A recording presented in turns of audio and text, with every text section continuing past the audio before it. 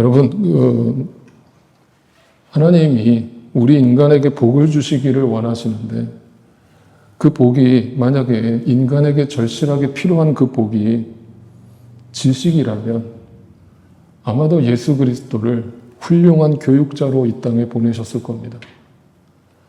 만약 우리 인간에게 절실하게 필요한 것이 건강이라면 예수 그리스도를 훌륭한 명의로서 이 땅에 보내셨을 겁니다.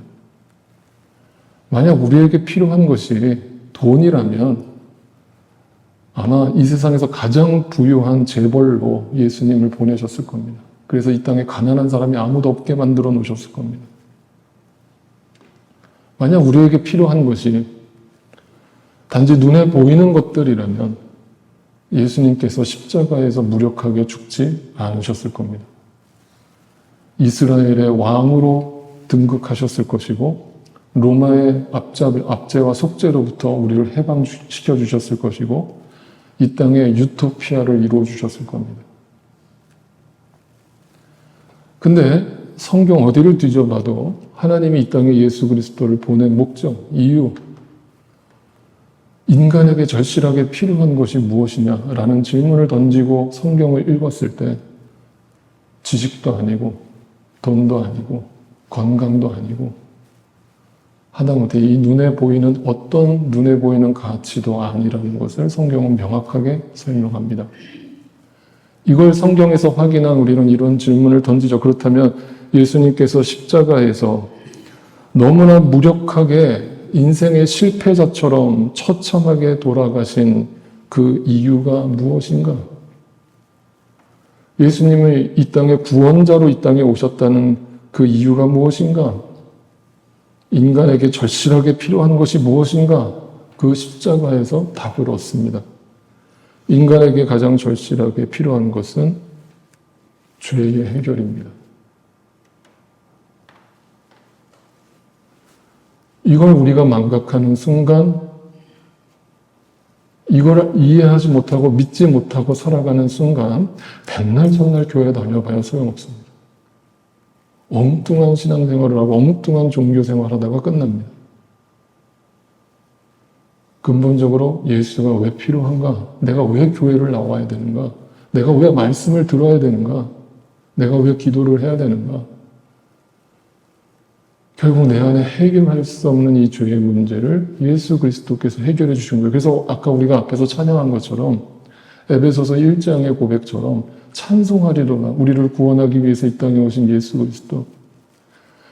우리 성도에게 우리에게 주어져 우리가 할 수 있는 것이 뭐냐? 선교하고 전도하고 봉사하고 의리의리한 예배당을 짓고 이게 우리가 할 일이 아니라 믿는 우리가 해야 할 일은 오직 주님의 은혜와 자비를 구하면서 주님 앞에 엎드리는 일과 그리고 그 거저 주신 그 놀라운 은혜를 그저 찬양하는 일밖에 없어요. 이게 다예요. 이게 다입니다. 우리는 이 땅에서도 늘 그 주님을 찬양하고 예배할 일밖에 남지 않았고 천국에 가서도 영원히 그 주님을 찬양할 일밖에 남지 않았습니다. 이게 성도의 삶이에요. 뭘 기도해야 되겠습니까? 뭘 구해야 되겠습니까? 우리에게 절실하게 필요한 것이 도대체 뭡니까?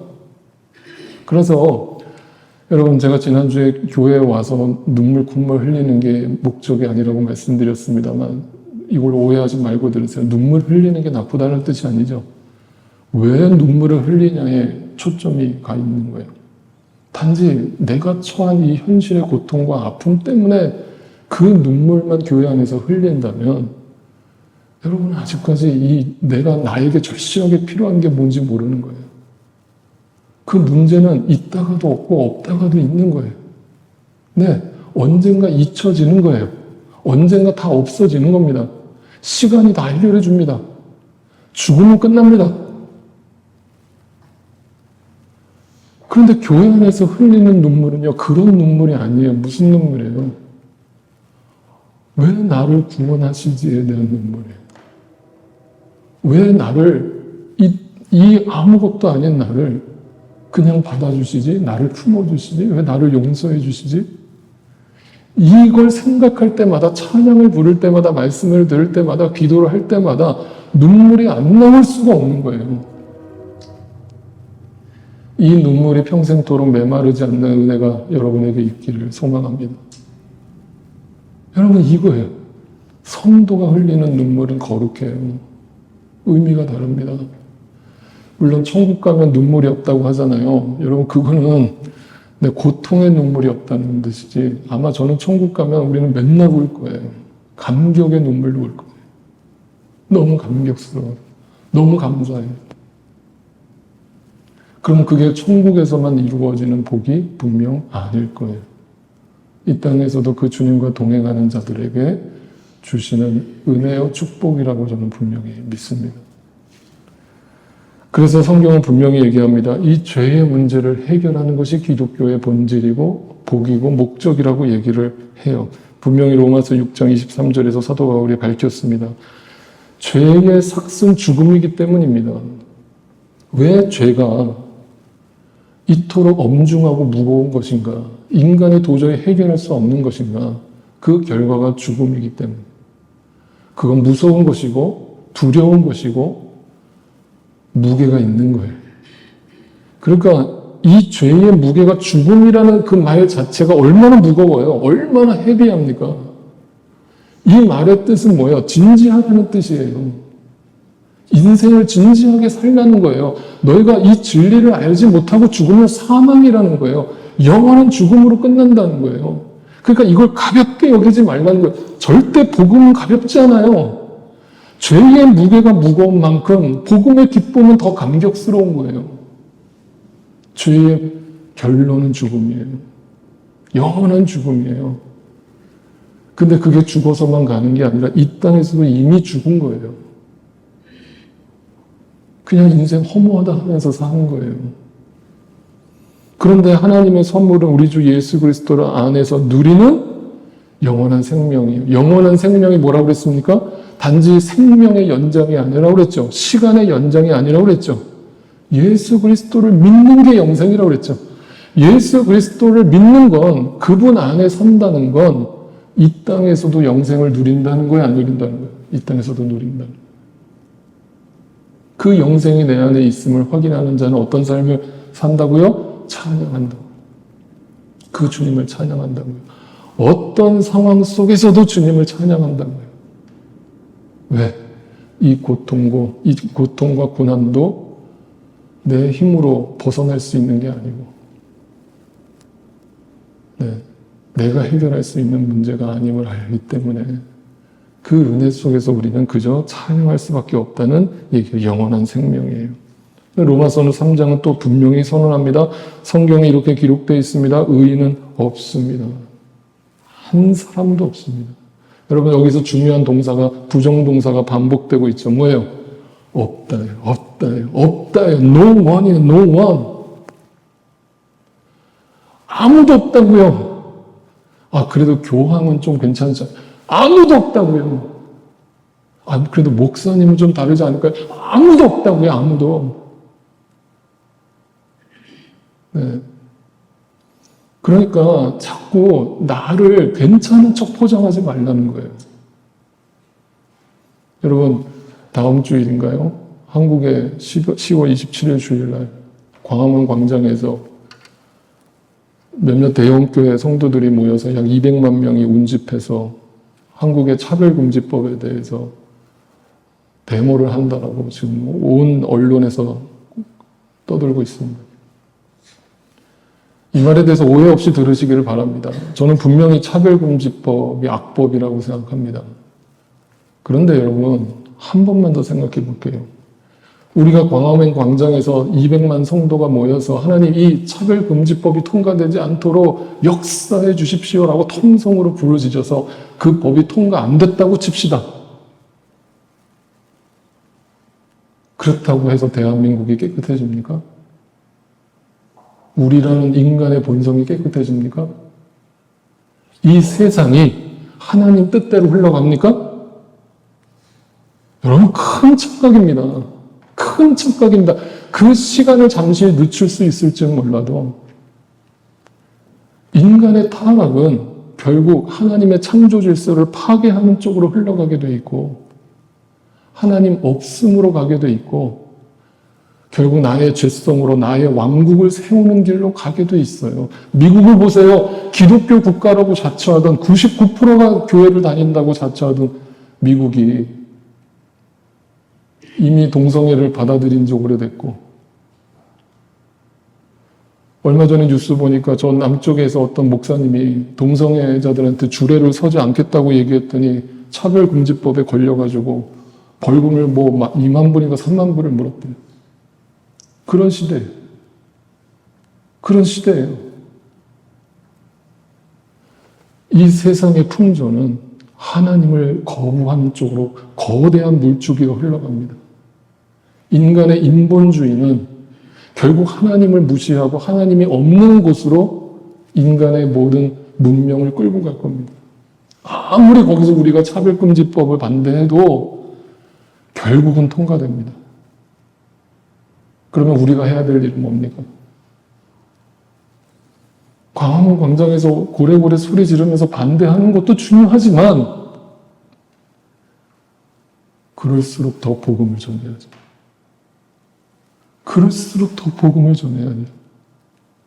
예수밖에 없다고 예수가 길이요 진리요 생명이라는 거를 예수 천당 불신지옥 수준에서 너무 단순화시켜서 전하지 말고 성경을 깊이 본 사람들이 그 구원의 깊이와 그 복음의 엄중한 그 깊이를 알려줘야죠. 가르쳐야죠. 성경을 가르쳐야죠. 어디다가 우리가 무게를 두고 어디다가 우리의 시선을 둬야 하는지를 절대 놓치지 마세요. 모든 인간은 죄인입니다. 이 세상은 절대적으로 하나님을 거부하고 하나님의 주권을 무시하는 길로 갈 겁니다. 그걸 우리가 막을 수 없습니다. 결국 노아의 방주에 올라탄 사람만 구원에 이르게 될 겁니다. 그래서 예수님께서 분명히 이렇게 말씀하셨습니다. 이렇게 우리가 죄인이라는 것을 분명히 알 때 여러분 예수가 답이라는 사실과 더불어서 우리가 뭘 알게 된다고 그랬습니까? 복음의 핵심이 뭡니까? 복음은 예수 그리스도가 구세주라는 걸 아는 것으로 끝나는 게 아니라 그걸 알았다면 뭘 알게 되는 거예요? 동시에 내가 죄인이라는 걸 알게 되는 거예요. 예수님이 이렇게 말씀하시죠. 마태복음 9장 13절입니다. 너희는 가서 내가 바라는 것은 자비요 희생제물이 아니다 하신 말씀이 무슨 뜻인지 배워라. 내가 너희한테 돈을 바라겠니? 내가 너희한테 언제 헌금하라고 했니? 너희한테 언제 충성봉사하라고 했니? 언제 나한테 의리의리한 예배당 지어달라고 했니? 너희한테? 착각하지 마라. 너희에게 원하는 건 자비. 그 자비가 무엇인지를 배워라. 나는 의인을 부르러 온 게 아니야. 너희의 죄인됨을 고백하는 자들을 부르러 왔어. 죄인됨을 고백한다는 말이 무슨 말이에요? 나는 아무것도 아니다. 나는 아무것도 아니다. 나는 못합니다. 배워라요, 배우랍니다. 뭐가 주님의 뜻인지 배워라요. 그런데 여기까지는 우리가 대부분 인정해요.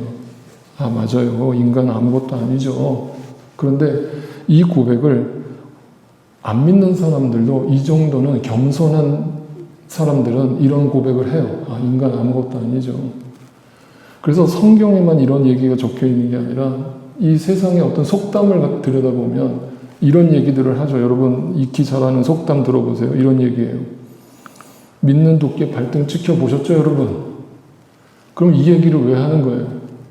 내가 누군가한테 배신을 당했는데 내가 그 사람 그럴 줄 몰랐다 아니냐. 그럼 사람을 몰랐다는 거잖아요. 내가 인간들은 저 사람 겉으로 보기에 멀쩡해 보이고 꽤 괜찮은 사람인 줄 알았는데 저 인간이 뒤통수를 치네. 인간이라는 존재가 어떤 존재인가를 이 속담 속에서 여실히 드러내죠. 또 뭐라고 얘기합니까? 인간이라는 존재는 간에 붙었다, 쓰게 붙었다. 그러면 이거 어떤 인간들만 그런다? 아니에요. 내가 좋으면 좋다고 난리. 조금만 내 마음에 안 들면 획 돌아서 버리는 게 인간이에요. 무슨 인간에게 신뢰가 있어요? 또 남의 떡이 항상 커 보여요. 인간. 영어로 보세요. 뭐라고 써있는지. The grass is always greener on the other side. 옆집 잔디가 항상 푸르러 보여요. 늘 인간의 야망은 끝이 없어요. 이게 우리예요. 이게 세상 사람, 안 믿는 사람들도 이걸 다 고백해요. 인간의 실체가 뭔가. 또 물은 건너봐야 알고 사람은 지내봐야 안 돼요. 똑같은 말이죠. 사람 믿지 말라죠. 겉으로 봐서 모른다죠. 서로를 의심의 눈빛으로 보라는 뜻이 아닙니다. 여러분, 제가 늘 말씀드리는 것처럼 사람은 그저 사랑의 대상일 뿐이에요. 신뢰하지 마세요. 신뢰의 대상은 하나님밖에 없어요. 인간의 실체가 무엇인지 우리는 다 고백했습니다. 이 정도의 고백은 다 갖고 있어요. 그러면 어디로 가야 돼요? 이런 고백을 했으면, 인간에게 답이 없다라는 고백을 했으면 우리는 어디로 가야 돼요? 아, 허무하다. 그러니까 허무한 거야. 인생 허무한 거야. 내가 그 사람한테 배신당하고 발등 찍히고 온갖 수치와 모욕을 당해보니까 내가 인간이 내가 만나기가 두려워하면서 은둔 생활을 해요. 아, 나 이제 다시는 사람 안 만나. 하면서 만나던 인연들을 다 끊어버려요. 그리고 그냥 방에 처박혀서 혼자 살아요. 그러면 인생 잘 사는 거예요? 그쪽으로 가면 안 되고요. 인간이란 존재, 그것도 거기에 나도 포함된다는 것을 인정하면서 우리는 어디로 가야 돼요? 예수 그리스도께로 가야 되는 거예요. 그런데 우리의 실체는 이렇게 고백하죠. 요한복음 5장에 보세요. 너희가 성경을 연구하는 것은 영원한 생명이 그 안에 있다고 생각하기 때문이다. 인간에게 답이 없으니까 성경에 눈을 돌리는데, 아, 성경에 진리가 있구나, 영원한 생명이 성경에 있구나 라고 생각하고 교회를 나와요. 성경을 읽어요. 그런데 그 성경이 어떤 거냐? 성경은 나에 대해서 증언하고 있고, 그런데 너희는 성경을 읽으면서도 어떻게 받아들인다고요? 생명을 얻으러 나에게 오지 않는다. 충격적이지 않아요? 충격적이지 않으세요? 여러분, 백날 첫날 성경 읽어봐야 소용없다는 얘기예요. 성경조차도 그 안에 담겨있는 진리의 본질로 성경을 보는 게 아니라 내 만족으로 성경을 읽어버리는 거예요. 윤리 도덕책으로 읽어버리는 거예요. 기복적인 책으로 읽어버리는 거예요. 그래서 네 시작은 미약하나 나중은 창대하리라는 그 구절만 집에다가 대문짝만 이렇게 걸어놓는 거예요. 하나님의 말씀 속에서 뭐가 진리인지에 대해서 관심 없어요. 듣지 않아요. 백날 첫날 설교해봐야 소용없어요. 뭐라고 또 충격적인 발언을 하시는 줄 아십니까? 5장 42절 보세요. 너희에게 하나님을 사랑하는 마음이 없는 것도 나는 알고 있다. 여러분, 헬라어 동사나 히브리어나 문법이 똑같거든요. 항상 나는 안다라는 단어가 강조되고 있어요. I know. I know you. 네 안에 하나님을 사랑하는 마음이 없다는 거 내가 알아. 믿는 척하지 마. 사랑하는 척하지 마. 없다는 거 내가 알아. 라면서 하나님 우리에게 우리 빵점짜리라고 선언하잖아요.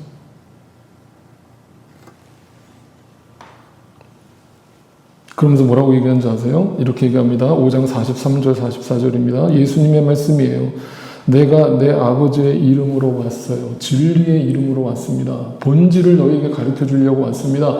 뭐가 인간에게 절실하게 필요한 것인지 그 답을 주려고 왔습니다. 근데 너희는 나를 영접하지 않아요. 성경을 읽으면서도 예수를 안 봐요. 그러나 다른 이가, 만약에 다른 사람이 교회 안에 들어와가지고 자기 이름으로 성경을 가르쳐요. 인간의 상식과 인간의 기준에서 성경을 가르칩니다. 그럼 어떻게 해요? 너희는 그를 영접할 것이다. 긍정의 힘을 얘기하면 아멘 아멘 하고 난리가 날 것이다. 구름대처럼 모여들 것이다. 근데 예수 그리스도의 십자가를 얘기하면 너희는 나를 따르지 않을까.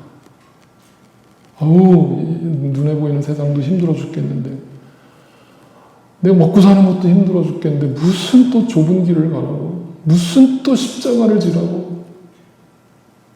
나 좀 편하게 예수 믿을래요. 어떤 교회 가니까 막 축복 빌어주고 할 수 있다 하고 막 힘을 불어 넣어 주던데, 저 그리로 갈래요. 네, 가세요. 갈 테면 가세요. 여러분 안에 진리가 없다는 것만 확인하세요.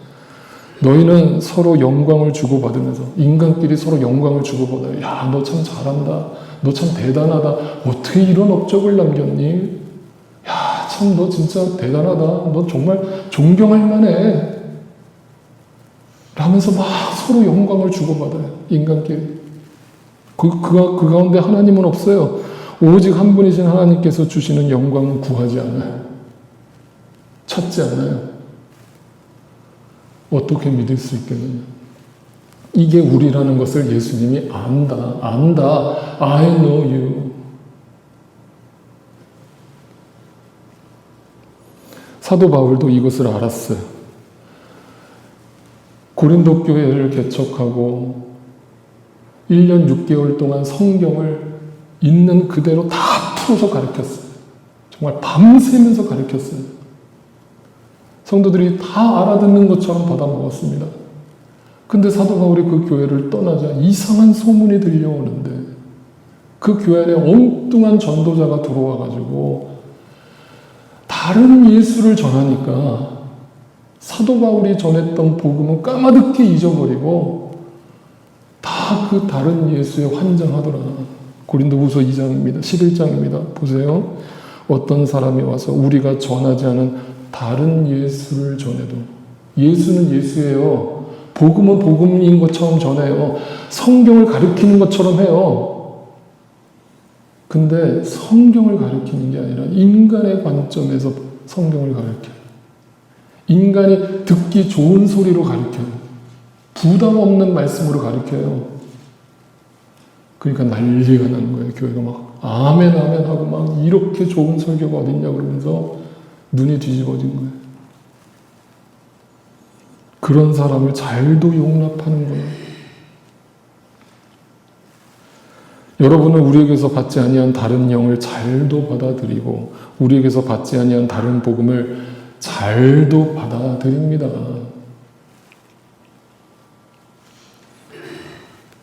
이 시선이 오늘 본문에서 어떻게 나타나는지 이제 정리해 볼게요. 우리가 잘 아는 오병이어 사건이 기록되어 있습니다. 우리의 시선이 어디로 가느냐? 빵점짜리인 우리의 시선이 어디로 가느냐? 하나님의 본질을 보는 게 아니라 예수님이 베푸신 그 기적, 남자만 5,000명, 여자하고 애들까지 합치면 약 10,000명이 넘는 어마어마한 숫자를 먹이는 놀라운 기적 사건입니다. 그 축복을 보고서 눈이 뒤집어지는 거죠. 이 기적을 우리에게 날마다 베풀어 주세요. 이 축복을 우리에게 날마다 베풀어 주세요. 당신을 경제인으로 우리가 유명한 경제 대통령으로 세울 테니까 우리 먹고 사는 문제 해결해 주세요. 하면서 예수에게 환호를 보내자 예수님이 도망치시죠.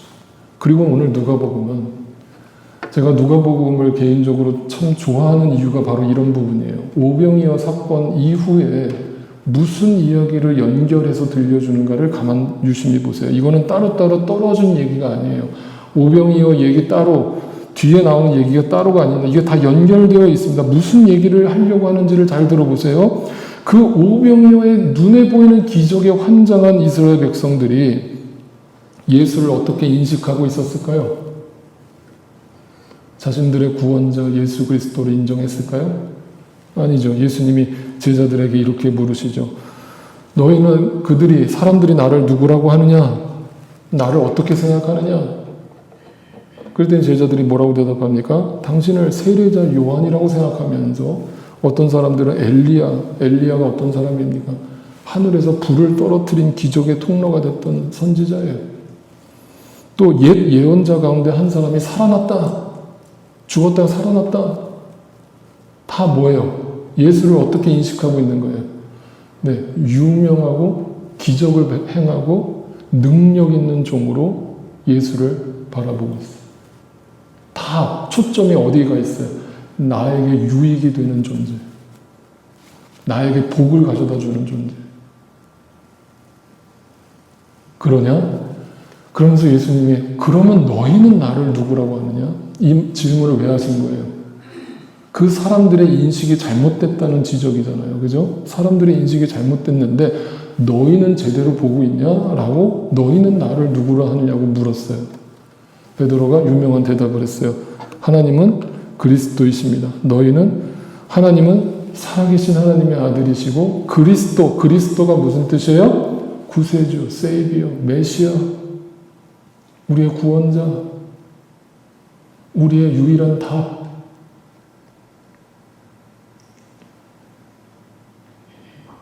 그러면 이 베드로는 이 순간만큼은 제대로 된 고백을 했어요, 안 했어요? 했어요. 이 고백이 우리 모두의 고백이 되어야 해요, 안 해요? 해요. 별표 5개. 너무너무 중요해요. 너무너무 중요해요. 우리의 인생에 여러분이 죽는 마지막 순간에 이 고백 하나만 붙잡고 가면 잘 사신 거예요. 잘 사신 거예요. 제대로 예수를 믿는 거예요. 그분 아니면 나에게 소망이 없다는 걸 분명히 믿고 죽으면 나는 잘 산 거예요. 이거 하나만 붙들면 이걸 나의 보배로 보물로 내 안에 소유한 사람이 더 이상 무슨 내 질그릇에 집중하겠어요. 내 질그릇에 조금 스크래치가 나는 것에 뭐 그렇게 예민하겠어요. 어차피 인간 세상이 서로 스크래치 내면서 사는 건데 그것 좀 깨지면 내 안에 보배가 있잖아요. 오히려 깨지면 더 감사해야죠. 보배가 더 확실히 보이잖아요. 하나님이 그 그릇을 깨신다니까요. 여러분, 그게 진짜 믿는 자라니까요. 그래서 이제 예수님이 이 베드로의 고백을 듣자마자 이렇게 제자들한테 비밀을 알려주십니다. 내가 이 땅에 온 목적이 뭔 줄 아냐? 잘 들어. 내가 이 땅에 온 이유는 반드시 나는 많은 고난을 받고 장로들, 대제사장들, 율법학자들 잘 들어보세요. 이 사람들이 불신자예요? 믿는 자들이에요? 믿는다고 하는 사람들이에요. 당대에 나는 정말 하나님을 알고 하나님을 난 열심히 믿어. 나는 하나님의 말씀을 다 알아. 라고 하던 사람들에 의해서 예수가 배척당해요. 예수가 죽어요. 나는 그걸 알고 왔어. 너희라는 존재, 너희라는 실체를 알고 왔어. 나는 그걸 알고 죽으러 갈 거야. 주저하지 않아. 배척을 받아 죽임을 당하고서 사흘날에 살아나야 한다. 그래야 내가 너희를 구원한다. 이걸 우리에게 알려주신 거예요. 이 얘기가 결국 뭐예요? 나는 그리스도다. 나는 메시아다. 내가 구원자다. 내가 길이요 진리요 생명이다. 내가 답이다. 이거 하나만 붙들고 가라. 이거 하나만 붙들고 주님 앞에 나와라. 그러면서 나오는 그 유명한 구절이 바로 이 맥락에서 나온 거예요. 그러니까 인간에게 답이 없다고 하면서 그걸 또 극복해 보겠다고 긍정의 힘이나 이런 거 찾지 말고 너를 부인해. 너를 부인하라고. 나를 따라오려면 네가 빵점짜리라는 걸 인정하라고. 죽으라고. 그럴 때 내가 네 안에 거한다고.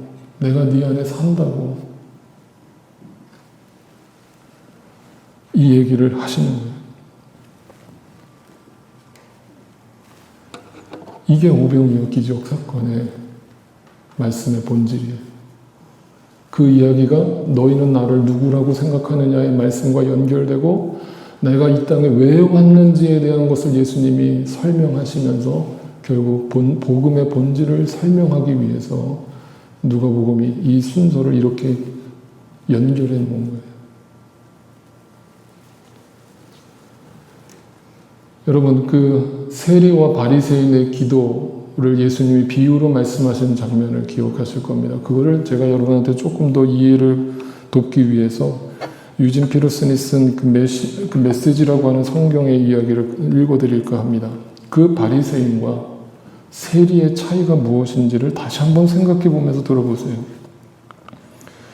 자신의 도덕적 행위에 흡족해하며 나 꽤 괜찮은 사람이구나. 자만심에 빠져서 나 할 수 있구나. 나 해보자. 보통 사람들을 업신여겨 내가 할 수 있다 생각하는 사람들은 그걸 못하는 사람들을 무시하고 정죄하죠. 판단하죠. 너 왜 그거 못해? 너 왜 기도생활 제대로 못해? 너 왜 예배생활 제대로 못해? 왜 자꾸 예배 지각해? 너 왜 헌금생활 제대로 안 해? 라면서 지적질이에요. 그건 뭐야? 나는 의롭다는 전제가 깔려있잖아요. 업신 여기는 사람들에게 예수께서 다음 이야기를 들려주셨다. 얘들아 잘 들어봐. 두 사람이 기도하러 성전에 올라갔단다. 한 사람은 바리새인이야. 말씀에 능통한 사람이야. 말씀을 달달달달 외우고 다니는 사람이야. 다른 한 사람은 세금 징수원이야. 텍스 컬렉터야. 또 부연 설명드립니다. 당시 세금 징수하는 이 사람들은 그냥 평범한 사람들이 아니라 죄인 중에 괴수였어요. 사람들한테 다 욕을 먹는 사람이었어요. 바리새인은 자세를 잡고 이렇게 기도를 시작합니다. 오 하나님, 내가 다른 사람과 같지 않으니 감사합니다. 저 바깥에 동성애자들, 저 바깥에 온갖 비리와 부정을 저지르는 자들과 같지 않아서 감사드립니다. 강도나 사기꾼이나 가늠하는 자나 행여 이 세금 징수원과도 같지 않으니 감사합니다. 나는 일주일에 2번씩 금식하고 모든 수입의 11조를 빠짐없이 꼬박꼬박 드리고 있으니 감사합니다. 내게 이런 믿음과 신앙을 주셔서 감사합니다. 한편 후미진 곳에 꾸부정하게 웅크려 두 손으로 얼굴을 감싸고 있던 세금 징수원은 감히 고개도 들지 못한 채 나지막한 소리로 말했다. 하나님, 저를 불쌍히 여겨주십시오. 이 죄인에게 자비와 용서를 베풀어 주십시오. 예수께서 설명을 덧붙이셨다. 하나님과 바른 관계가 되어 집으로 돌아가는 사람, 천국을 의미하죠. 하나님 나라에 들어간 사람은 다름 아닌 세금 징수원이다. 네가 그토록 손가락질하고 혐오했던 그 자가 주님 앞에 진정으로 회개하고 하나님의 은혜와 자비로 집에 돌아갔다. 너희가 고개를 쳐들고 거만하게 다니면 다닐수록 결코 코가 납작해지고 말 것이다. 내가 반드시 그 그릇 깨버릴 거다. 그러나 너희가 자신의 실체를 있는 그대로 인정하면 너희는 천국에서 큰 자가 될 것이다.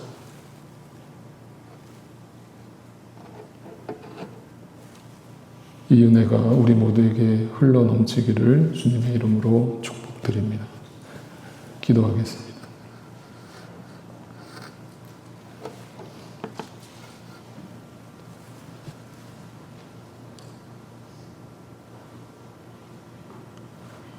여러분한테 1분만 시간을 드릴까 합니다.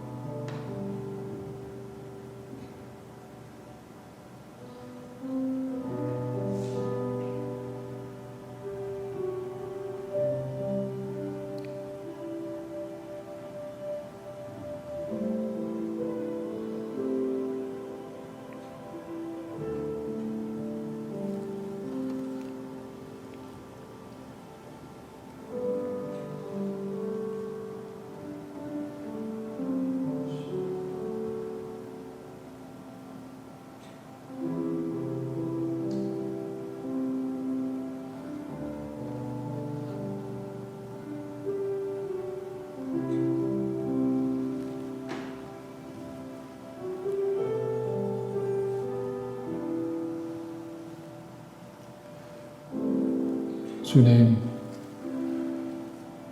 나는 죄인입니다. 나는 빵점짜리입니다. 나는 아무것도 아닙니다. 내 안에 하나님에 대한 사랑이 없습니다. 하물며 누구를 사랑할 수 있습니까? 내가 누구를 위해 죽을 수 있습니까?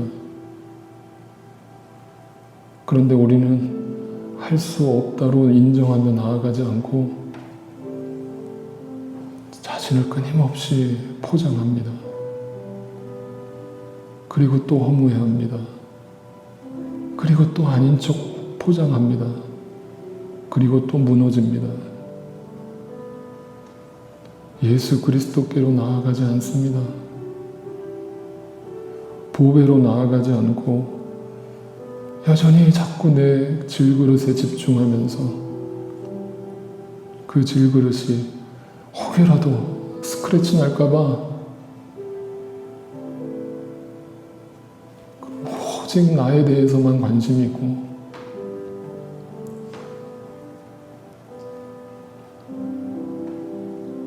내 자존감, 누가 조금이라도 내 자존감을 건들면 쏴붙이기 일쑤고 오직 내 질그릇을 금그릇으로 바꾸려는 데만 관심이 있습니다. 주님, 이 죄성을 어찌합니까? 그런데도 왜 여전히 나는 내 노력으로 예수를 따를 수 있다고 착각합니까? 주님, 정말 이게 믿어지게 해주십시오. 주님이 하셔야 합니다. 주님 아니면 할 수 없습니다. 주님이 내 손을 붙들고 이끌어 주셔야 합니다. 주님의 주권과 주님의 강권적인 능력으로, 주님의 절대 주권으로 나를 구원하셔야만 가능합니다.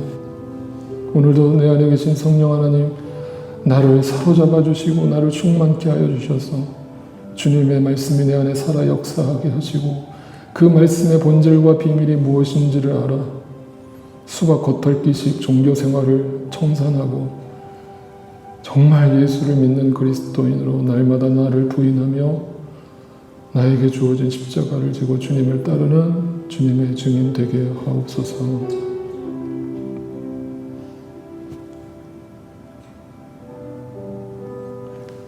오늘도 이 땅에 눈에 보이는 오병이어의 기적을 바라며 여전히 그렇게 예수를 쫓는 어리석은 무리가 되지 않게 하옵소서. 베드로에게 주셨던 그 믿음의 고백처럼 주는 그리스도시요 살아계신 하나님의 아들이심을 날마다 믿음으로 고백하고 그것으로 만족하고 자족하고 감사하며 찬양하며 날마다 나를 부인하며 살게 하옵소서. 주여 주여 내가 비오니 죄인 오라 하실 때에 날 부르소서. 예수 그리스도의 존귀하신 이름으로 간절히 기도드립니다. 아멘. 다 자리에서 함께 일어나셔서 마지막으로 찬양드리겠습니다.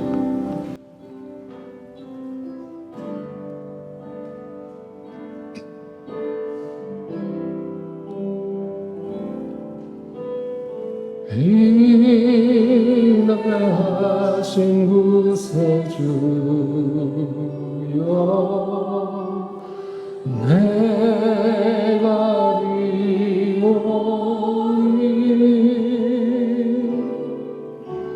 죄인 오라실 때에 날 부르소서. 주여 주여 주여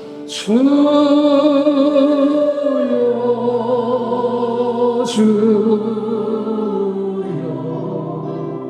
내 마음이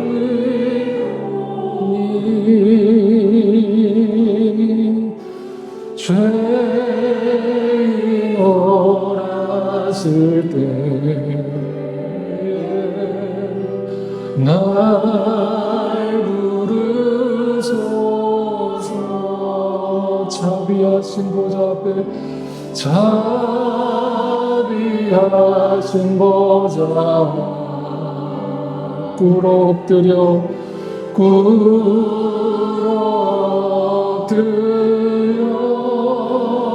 자복하고 회개하라. 진짜 믿음 주소서. 믿음 주소서. 주여 주여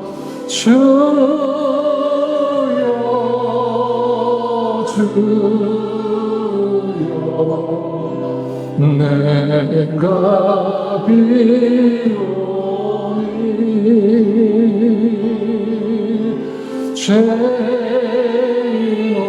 죄인어랐을 때 날 부르소서. 날 부르소서. 주의 공로 의지하여 주의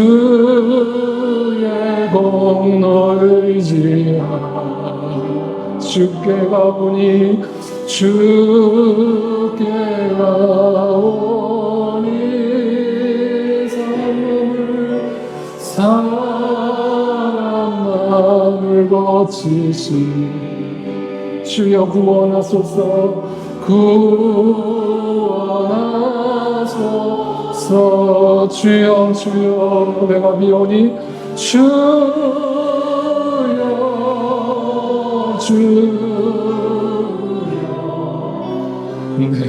내가 비오니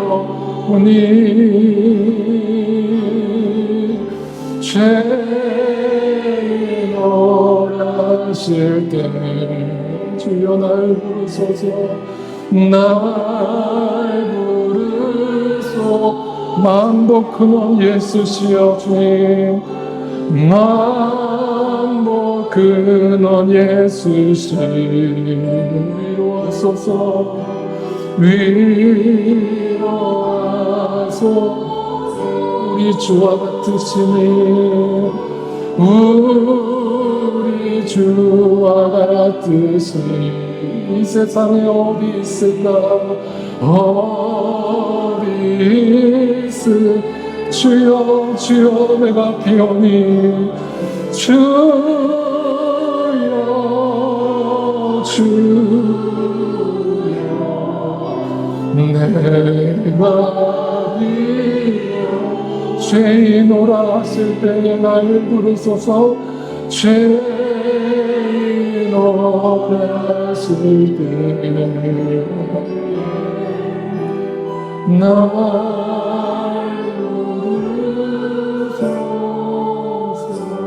죄인오라 하실 때에 죄인오라